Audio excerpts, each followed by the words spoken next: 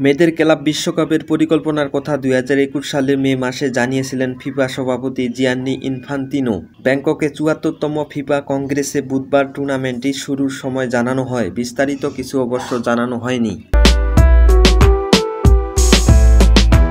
ধারণা করা হচ্ছে নতুন এই টুর্নামেন্টে উইফা উইমেন্স চ্যাম্পিয়ন্স লিগের দলগুলো যুক্তরাষ্ট্রের ন্যাশনাল উইমেন্স সরকার লিগের দলগুলোর পাশাপাশি মেয়েদের খেলা কম বিকশিত হওয়া দেশগুলোর দলের মুখোমুখি হবে। বড় পরিসরে 32 দল নিয়ে ছেলেদের ক্লাব বিশ্বকাপের প্রথম আসর 2025 সালের জুন-জুলাইয়ে হওয়ার কথা আগেই জানিয়েছে ফিফা। খেলোয়াড় ও কোচদের বিশ্রাম ও রিকভারির জন্য আরও বেশি সুযোগ দিতে মেয়েদের আন্তর্জাতিক ফুটবলের জন্য একটি নতুন ক্যালেন্ডারও অনুমোদন করেছেন ফিফা।